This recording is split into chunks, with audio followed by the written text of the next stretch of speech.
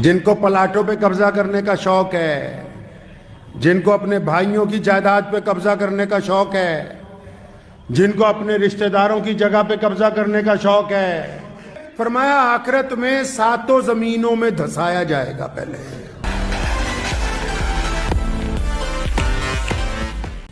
اللہ کو حق مارنے والے لوگ پسند نہیں ہیں، چاہے وہ نمازی ہوں، روزے دار ہوں، چاہے دیانت دار ہوں۔ کتنے لوگ ہیں جو بار بار عمرہ کرنے جاتے ہیں، کتنے لوگ ہیں جو بار بار حج کرنے کے لیے جاتے ہیں۔ نبی علیہ السلام نے فرمایا، صحیح بخاری کی حدیث ہے، صحابہ سے پوچھا کہ تمہیں پتہ ہے مفلس کون ہوگا؟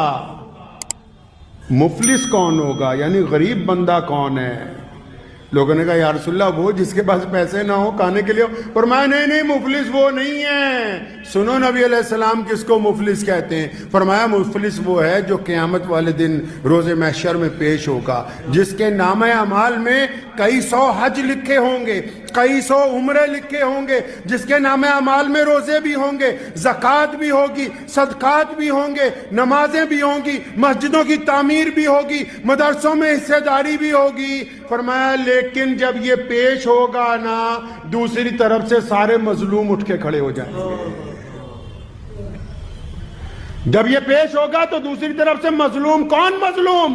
گھر کے نوکر جن کا حق مارا گیا، مزدور جن کا حق مارا گیا، پڑوسی جن کی جگہ پر ناجائز قبضہ کیا گیا، وہ لوگ جن کو ناجائز گالی دی گئی، جن کی سر بازار بیزتی کی گئی۔ فرمایا وہ سارے اٹھ کے کھڑے ہو جائیں گے کہ یا اللہ یہ بندہ تو ہمارا مجرم ہے۔ دنیا میں ہم کمزور تھے، بول نہیں سکتے تھے، تو کیا ہوگا پھر؟ اللہ تعالیٰ فرشتوں کو حکم دیں گے اچھا ان کا حساب برابر کرو بھائی۔ اب جیسے کوئی آیا کہ یا اللہ مجھے گالی دی تھی سرے بازار، میرا قصور نہیں تھا لیکن یہ گھمنڈ میں تھا، اس کو شوق تھا لوگوں کی بے عزتی کرنے کا۔ ہاں چلو اتنی نیکیاں، اتنے عمرے لے جا بھائی، تو اپنا حساب کر۔ لوگ آئے جائیں گے، کوئی حج لے جائے گا، کوئی عمرے لے جائے گا، کوئی زکاتیں لے جائے گا، کوئی صدقے لے جائے گا۔ اتنا مفلس ہو جائے گا کہ جتنی لاکھوں نیکیاں لائیں ساری خالی،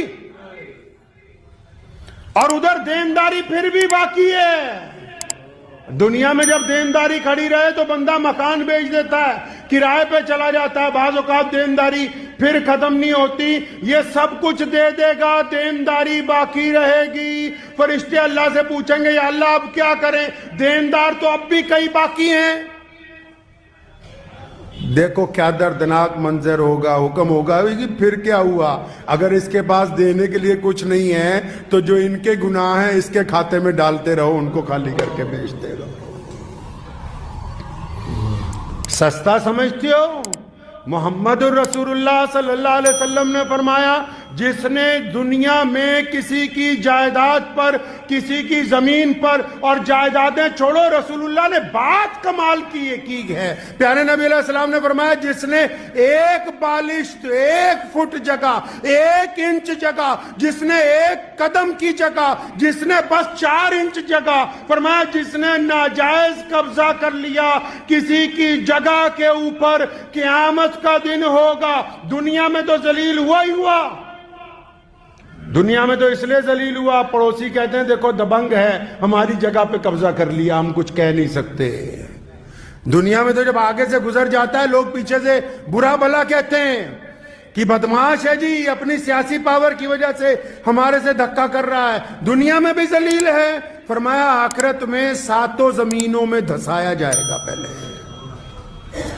جن کو پلاٹوں پہ قبضہ کرنے کا شوق ہے، جن کو اپنے بھائیوں کی جائیداد پہ قبضہ کرنے کا شوق ہے، جن کو اپنے رشتہ داروں کی جگہ پہ قبضہ کرنے کا شوق ہے، یا جو پاور میں آ جاتے ہیں کہتے ہیں ہاں یہ فلاں فیکٹری آج سے ہماری ہے، اتنے پیسے لو چلو نکلو، یا جو پاور میں آ جاتے ہیں کہتے ہیں ہاں یہ فلاں فیکٹری آج سے ہماری ہے، اتنے پیسے لو چلو نکلو، پاور میں آنے کے بعد کہتے ہیں کہ یہ فلاں جگہ ہمیں پسند آ گئی نکلو۔ حکایت رومی میں لکھا ہے کہ بادشاہ ایک باغ میں گیا، ایک اللہ والوں کا باغ تھا، اس کو بڑا پسند آیا، کہنے لگا کچھ کھلاؤ، تو انہوں نے ایک انار کھلایا بڑا مزیدار، تو دل میں برائی آ گئی کہ یار میں باغ پہ قبضہ نہ کر لوں، میں یہاں کا بادشاہ ہوں۔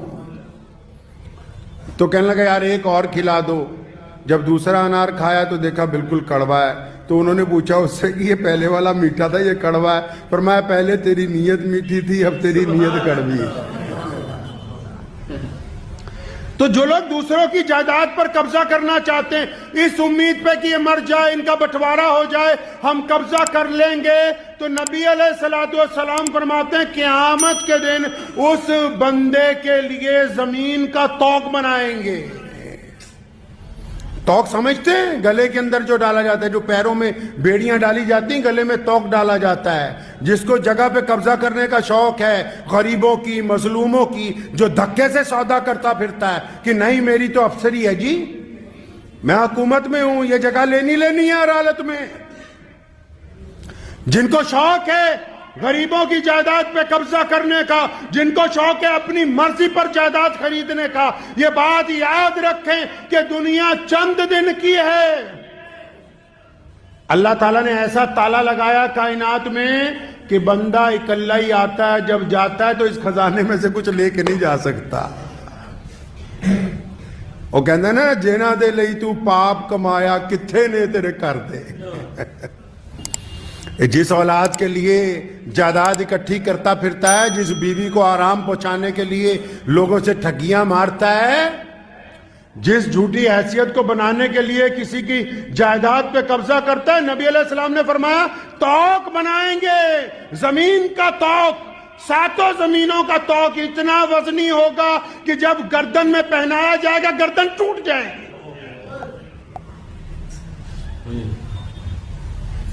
اور کیا کہیں گے فرشتے کہ تجھے بڑا شوق تھا، تجھے بڑا شوق تھا لوگوں کی زمینوں پر قبضہ کرنے کا، تیرے اندر بڑی امنگ تھی کہ ہاں مجھے تو پراپرٹی چاہیے، پراپرٹی پر قبضہ کرنا ہے، پڑوسی کا مکان خریدنا ہے، سامنے والے کا خریدنا ہے، دائیں والے کا خریدنا ہے، چاہے مقدمے ڈال کے خریدا جائے، چاہے پریشر کے ساتھ خریدا جائے۔ فرمایا بڑا تجھے شوق تھا نا کہ ہمیں زمین چاہیے، تو لو ابھی اس زمین کا مزہ چکھو۔ میرے والد صاحب شیر اسلام مولانا حبیب الرحمن لدھیانوی رحمۃ اللہ علیہ اکثر ایک بات کہا کرتے تھے، کوئی آ جاتا کرایہ دار، شروع میں بہت مسلمانوں نے مکان کرائے پہ یہاں لیے ہوں گے جو مائیگریٹ ہوئے، تو کسی نے آ جانا، لوگ اپنی قوم کے حساب سے جواب دیتے ہیں، لیکن محمد رسول اللہ کی سنت کیا ہے؟ اللہ اور اس کے رسول کے مطابق جواب دو۔ جو اس لیے فیصلہ اپنے حق میں کرنا چاہتا ہے کہ یہ مسلمان ہے میں مسلمان ہوں، یا یہ ہندو ہے میں ہندو ہوں، یہ سکھ ہے میں سکھ ہوں، یہ دلت ہے میں دلت ہوں، یہ جینی ہے میں، اس لیے فیصلہ اپنے بندے کے حق میں کرنا چاہتا ہے کہ ہم مذہب ہیں تو پھر وہ مذہبی نہیں ہے۔ تو مجھے یاد ہے والد صاحب رحمۃ اللہ علیہ کے پاس بہت سارے لوگ آتے تھے کرایہ دار کہ مولانا صاحب ہم فلاں جگہ اتنے سال سے کرایہ دار ہیں، اب مالک مکان کہتا ہے خالی کر دو۔ اب وہ کس امید کے ساتھ آتے تھے کہ شاہ امام صاحب کو ملنے جا رہے ہیں، یہ تو مسلمانوں کے ہمدرد ہیں، یہ کہیں گے کیسے خالی کر دو بھائی، اسٹے لے لو، کمشنر کو کہتے ہیں، یہ کیسے ہو سکتا ہے تمہارا مکان خالی ہونے دیں۔ میں نے اپنے والد مرحوم کو بذات خود دیکھا، جس نے کبھی آ کے یہ بات کہی، آج دنیا میں ایسے ہزاروں کرایہ دار ہیں جن کے مالک مکانوں نے ان کو اس دور میں دکان مکان دیے جب وہ کچھ بھی نہیں تھے، جب ان کے پاس کھانے کے لیے روٹی نہیں تھی۔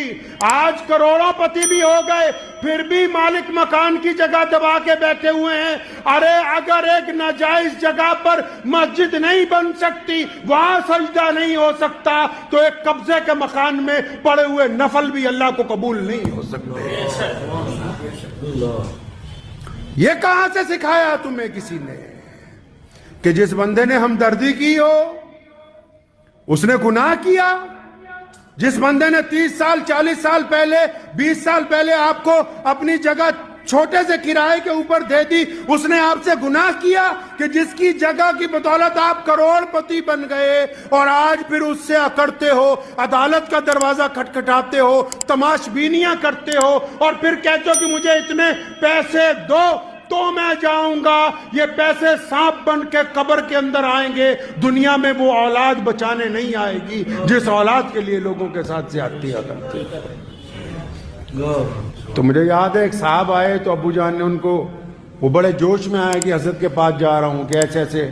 تو ابو جان نے ان کو کہا ایسا ہے بیٹا, نبی علیہ السلام نے فرمایا ہمارے کریم رسول کا حکم ہے کہ کسی کی جگہ پہ ناجائز قبضہ نہیں کرو.